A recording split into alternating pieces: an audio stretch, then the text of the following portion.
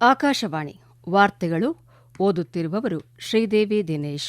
ಮುಖ್ಯಾಂಶಗಳು: ಭಾರತದ ಆತಿಥ್ಯದಲ್ಲಿ ನವದೆಹಲಿಯಲ್ಲಿ ಬ್ರಿಕ್ಸ್ ರಾಷ್ಟ್ರೀಯ ಭದ್ರತಾ ಸಲಹೆಗಾರರ ಸಭೆ ಆರಂಭ.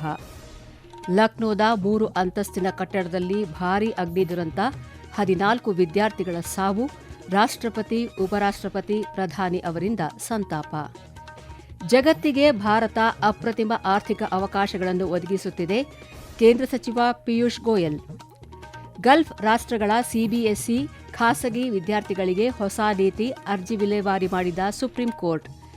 ಫಿಫಾ ವಿಶ್ವಕಪ್ ಫುಟ್ಬಾಲ್ ಪಂದ್ಯಾವಳಿ ಇಂದು ಅರ್ಜೆಂಟೀನಾ ಆಸ್ಟ್ರಿಯಾ ಮುಖಾಮುಖಿ.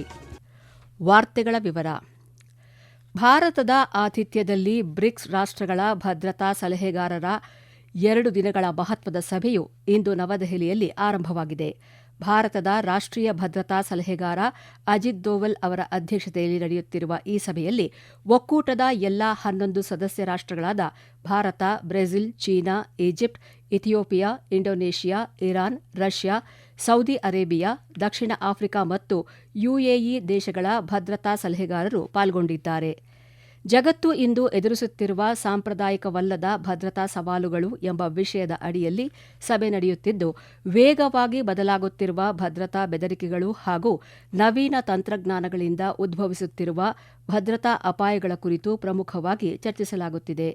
ಇದರ ಜೊತೆಗೆ ಸೈಬರ್ ಭದ್ರತೆ, ಡಿಜಿಟಲ್ ದೋಷಗಳು ಮತ್ತು ಕೃತಕ ಬುದ್ದಿಮತ್ತೆ ಆಧಾರಿತ ಬೆದರಿಕೆಗಳ ಬಗ್ಗೆಯೂ ಪ್ರತಿನಿಧಿಗಳು ಸುದೀರ್ಘ ಪರಾಮರ್ಶೆ ನಡೆಸುತ್ತಿದ್ದಾರೆ. ಇತ್ತೀಚೆಗೆ ನಡೆದಿದ್ದ ಭಯೋತ್ಪಾದನೆ ನಿಗ್ರಹ ಮತ್ತು ಮಾಹಿತಿ ತಂತ್ರಜ್ಞಾನ ಬಳಕೆ ಸುರಕ್ಷತೆಗೆ ಸಂಬಂಧಿಸಿದ ಬ್ರಿಕ್ಸ್ ಜಂಟಿ ಕಾರ್ಯಪಡೆಗಳ ಸಭೆಯ ನಿರ್ಣಯಗಳನ್ನು ಇಲ್ಲಿ ಪರಿಶೀಲಿಸಲಾಗುತ್ತಿದೆ. ಈ ಸಭೆಯ ಹಿನ್ನೆಲೆಯಲ್ಲಿ ಭಾರತದ ರಾಷ್ಟ್ರೀಯ ಭದ್ರತಾ ಸಲಹೆಗಾರ ಅಜಿತ್ ದೋವಲ್ ಇರಾನ್ನ ರಾಷ್ಟ್ರೀಯ ಭದ್ರತಾ ಮಂಡಳಿ ರಕ್ಷಣಾ ವ್ಯವಹಾರಗಳ ಇಲಾಖೆಯ ಉಪಕಾರ್ಯದರ್ಶಿ ಘಾದಿರ್ ನೆಜಾಮಿ ಘೋರ್ ಅವರನ್ನು ಭೇಟಿಯಾದರು. ಈ ವೇಳೆ ಪಶ್ಚಿಮ ಏಷ್ಯಾದ ಪ್ರಸ್ತುತ ಪರಿಸ್ಥಿತಿ ಕುರಿತು ಪರಾಮರ್ಶಿಸಲಾಗಿದೆ. ಉತ್ತರ ಪ್ರದೇಶದ ಲಕ್ನೋದ ಅಲಿಗಂಜ್ನ ಪುರಾನಿಯಾ ಪ್ರದೇಶದಲ್ಲಿರುವ 3 ಅಂತಸ್ತಿನ ಕಟ್ಟಡವೊಂದರಲ್ಲಿ ಇಂದು ಭೀಕರ ಅಗ್ನಿ ದುರಂತ ಸಂಭವಿಸಿದ್ದು, ಕಟ್ಟಡದೊಳಗಿನ ಕೋಚಿಂಗ್ ಸೆಂಟರ್ನಲ್ಲಿದ್ದ ಕನಿಷ್ಠ 14 ವಿದ್ಯಾರ್ಥಿಗಳು ಮೃತಪಟ್ಟಿದ್ದಾರೆ ಎಂದು ಉತ್ತರ ಪ್ರದೇಶ ಉಪಮುಖ್ಯಮಂತ್ರಿ ಬ್ರಜೇಶ್ ಪಾಠಕ್ ತಿಳಿಸಿದ್ದಾರೆ. ಘಟನೆ ಹಿನ್ನೆಲೆಯಲ್ಲಿ ಅಲಿಘಡ ಪ್ರವಾಸದಲ್ಲಿದ್ದ ಮುಖ್ಯಮಂತ್ರಿ ಯೋಗಿ ಆದಿತ್ಯನಾಥ್ ತಮ್ಮ ಪ್ರವಾಸವನ್ನು ಮೊಟಕುಗೊಳಿಸಿ ಲಕ್ನೋಗೆ ಮರಳಿದ್ದಾರೆ. ಮೃತರ ಕುಟುಂಬಗಳಿಗೆ ತೀವ್ರ ಸಂತಾಪ ಸೂಚಿಸಿರುವ ಮುಖ್ಯಮಂತ್ರಿಗಳು ದುರಂತದಲ್ಲಿ ಪ್ರಾಣಹಾನಿಯಾಗಿರುವುದು ಅತ್ಯಂತ ದುಃಖಕರವಾಗಿದೆ ಎಂದು ವಿಷಾದಿಸಿದ್ದಾರೆ. ಮೃತರ ವಯಸ್ಸು 20 ರಿಂದ 24 ವರ್ಷಗಳ ಆಸುಪಾಸಿನಲ್ಲಿದೆ ಎಂದು ತಿಳಿದುಬಂದಿದೆ. ಕಟ್ಟಡದ ಒಳಗಿದ್ದ ಕೋಚಿಂಗ್ ಸೆಂಟರ್ನಲ್ಲಿ ಮಧ್ಯಾಹ್ನ ಬೆಂಕಿ ಕಾಣಿಸಿಕೊಂಡಿದ್ದು, ಕ್ಷಣಾರ್ಧದಲ್ಲಿ ಇಡೀ ಆವರಣ ದಟ್ಟವಾದ ಹೊಗೆಯಿಂದ ಆವೃತವಾಗಿ ವಿದ್ಯಾರ್ಥಿಗಳಲ್ಲಿ ಆತಂಕ ಮೂಡಿಸಿದೆ. ಜ್ವಾಲೆ ಮತ್ತು ಹೊಗೆಯಿಂದಾಗಿ ಹೊರಹೋಗುವ ಮಾರ್ಗಗಳು ಬಂದ್ ಆಗಿದ್ದರಿಂದ ಪ್ರಾಣ ಉಳಿಸಿಕೊಳ್ಳಲು ಕೆಲವು ವಿದ್ಯಾರ್ಥಿಗಳು ಮೇಲಿನ ಮಹಡಿ ಹಾಗೂ ಟೆರೇಸ್ನಿಂದ ಕೆಳಗೆ ಜಿಗಿದು ಗಂಭೀರವಾಗಿ ಗಾಯಗೊಂಡಿದ್ದಾರೆ. ಸ್ಥಳೀಯ ನಿವಾಸಿಗಳ ನೆರವಿನೊಂದಿಗೆ ಪಕ್ಕದ ಕಟ್ಟಡದ ಮೇಲ್ಚಾವಣಿಯ ಮೂಲಕ ಜನರನ್ನು ಸ್ಥಳಾಂತರಿಸಲಾಗುತ್ತಿದ್ದು, ಸಿಕ್ಕಿಬಿದ್ದವರನ್ನು ರಕ್ಷಿಸಲು ಅಗ್ನಿಶಾಮಕ ಸಿಬ್ಬಂದಿ ಗೋಡೆಗಳನ್ನು ಒಡೆಯುತ್ತಿದ್ದಾರೆ. ಗಾಯಾಳುಗಳನ್ನು ವಿವಿಧ ಆಸ್ಪತ್ರೆಗಳಿಗೆ ದಾಖಲಿಸಲಾಗಿದ್ದು, ಜಿಲ್ಲಾಧಿಕಾರಿ ಮತ್ತು ಹಿರಿಯ ಪೊಲೀಸ್ ಅಧಿಕಾರಿಗಳು ರಕ್ಷಣಾ ಕಾರ್ಯಾಚರಣೆಯ ಉಸ್ತುವಾರಿ ವಹಿಸಿದ್ದಾರೆ. ಸದ್ಯಕ್ಕೆ ಅಗ್ನಿ ಅವಘಡಕ್ಕೆ ನಿಖರ ಕಾರಣ ಏನೆಂಬುದು ಇನ್ನೂ ಪತ್ತೆಯಾಗಿಲ್ಲ. ಘಟನೆ ಕುರಿತು ರಾಷ್ಟ್ರಪತಿ ದ್ರೌಪದಿ ಮುರ್ಮು, ಉಪರಾಷ್ಟ್ರಪತಿ ಸಿಪಿ ರಾಧಾಕೃಷ್ಣನ್, ಪ್ರಧಾನಿ ನರೇಂದ್ರ ಮೋದಿ ಸಂತಾಪ ಸೂಚಿಸಿದ್ದಾರೆ.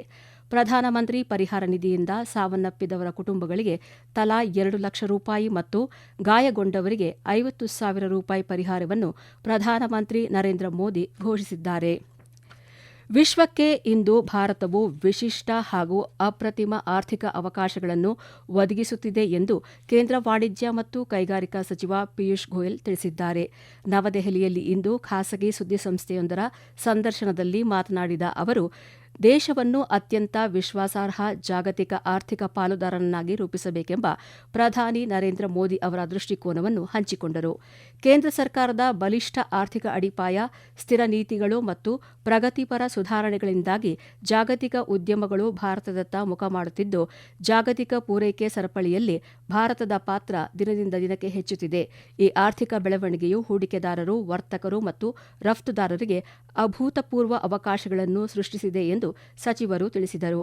ಕೇಂದ್ರ ಸರ್ಕಾರವು ನಿರಂತರವಾಗಿ ರಾಷ್ಟ್ರ ಮೊದಲು ನೀತಿಯನ್ನು ಅಳವಡಿಸಿಕೊಂಡಿದ್ದು, ಪ್ರತಿಯೊಂದು ಒಪ್ಪಂದವೂ ದೇಶದ ಆರ್ಥಿಕ ಪ್ರಗತಿ ಮತ್ತು ಉದ್ಯೋಗ ಸೃಷ್ಟಿ ಕೊಡುಗೆ ನೀಡುವಂತೆ ನೋಡಿಕೊಳ್ಳಲಾಗುತ್ತಿದೆ ಎಂದರು.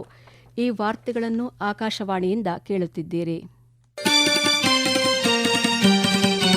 ನಮ್ಮ ಎಲ್ಲಾ ರಾಷ್ಟ್ರೀಯ ವಾರ್ತೆಗಳು ಹಾಗೂ ಪ್ರದೇಶ ಸಮಾಚಾರ ಈಗ ಆಕಾಶವಾಣಿ ನ್ಯೂಸ್ ಕನ್ನಡ ಯೂಟ್ಯೂಬ್ ಚಾನೆಲ್ನಲ್ಲಿ ಲಭ್ಯ. ನಮ್ಮ ಎಕ್ಸ್ ಖಾತೆ ಮತ್ತು ಇನ್ಸ್ಟಾಗ್ರಾಂ ಖಾತೆ ಆಕಾಶವಾಣಿ ನ್ಯೂಸ್ ಕನ್ನಡ.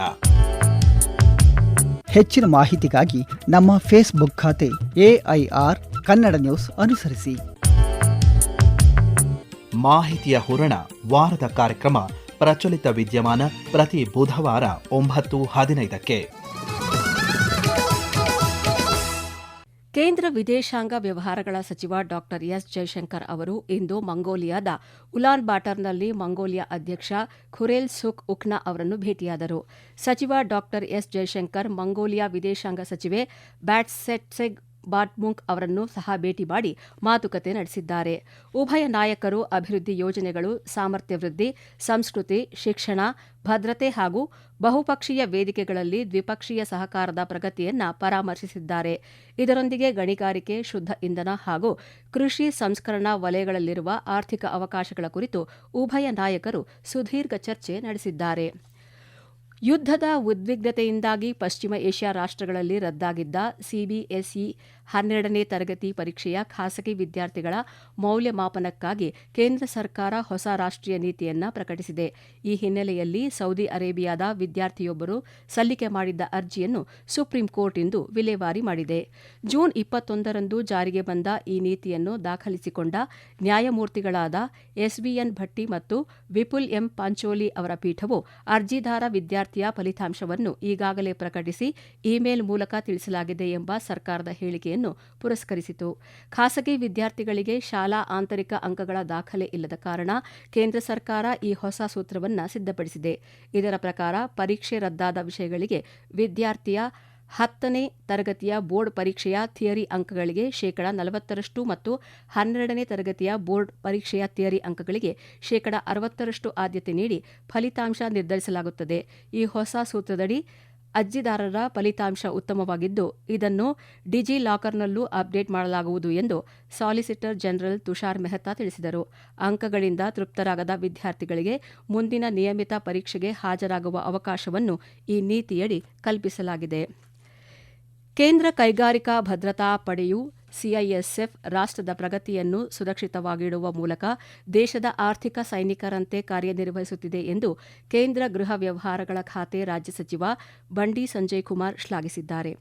ದೆಹಲಿಯಲ್ಲಿ CISFನ ನೂತನ ಪ್ರಧಾನ ಕಚೇರಿ ಕಟ್ಟಡಕ್ಕೆ ಶಂಕುಸ್ಥಾಪನೆ ನೆರವೇರಿಸಿ ಮಾತನಾಡಿದ ಅವರು, ಸಿಬ್ಬಂದಿಯ ಮಾನಸಿಕ ಆರೋಗ್ಯ ಕಾಪಾಡುವ ಪ್ರಾಜೆಕ್ಟ್ ಮಾನ್ ಉಪಕ್ರಮವನ್ನು ಪ್ರಶಂಸಿಸಿದರು.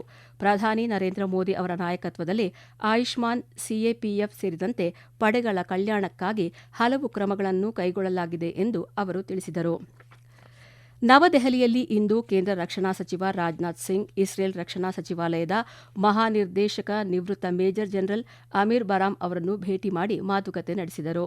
ಈ ಕುರಿತು ಸಾಮಾಜಿಕ ಮಾಧ್ಯಮದಲ್ಲಿ ಮಾಹಿತಿ ಹಂಚಿಕೊಂಡಿರುವ ರಕ್ಷಣಾ ಸಚಿವಾಲಯ, ಭೇಟಿಯ ವೇಳೆ ಭಾರತ ಇಸ್ರೇಲ್ ಕಾರ್ಯತಂತ್ರ ಪಾಲುದಾರಿಕೆ, ಉಭಯ ರಾಷ್ಟ್ರಗಳ ರಕ್ಷಣಾ ಸಹಕಾರವನ್ನು ವಿಸ್ತರಿಸಲು ಇಸ್ರೇಲ್ ಹೊಂದಿರುವ ಬದ್ಧತೆಯ ಕುರಿತು ನಿವೃತ್ತ ಮೇಜರ್ ಜನರಲ್ ಅಮೀರ್ ಬರಾಮ್ ರಕ್ಷಣಾ ಸಚಿವರಿಗೆ ಮಾಹಿತಿ ನೀಡಿದ್ದಾರೆ. ಟೆಕ್ಸಾಸ್ನ ಆರ್ಲಿಂಗ್ಟನ್ ಡೆಲ್ಲಾಸ್ನ ಕ್ರೀಡಾಂಗಣದಲ್ಲಿ ಇಂದು ನಡೆಯಲಿರುವ ಫಿಫಾ ವಿಶ್ವಕಪ್ ಫುಟ್ಬಾಲ್ ಪಂದ್ಯಾವಳಿಯ ಜೆ ಗುಂಪಿನ ಪಂದ್ಯದಲ್ಲಿ ಅರ್ಜೆಂಟೀನಾ ಮತ್ತು ಆಸ್ಟ್ರಿಯಾ ತಂಡಗಳು ಮುಖಾಮುಖಿಯಾಗಲಿವೆ. ಈ ಪಂದ್ಯ ಭಾರತೀಯ ಕಾಲಮಾನ 10:30 ಆರಂಭವಾಗಲಿದೆ.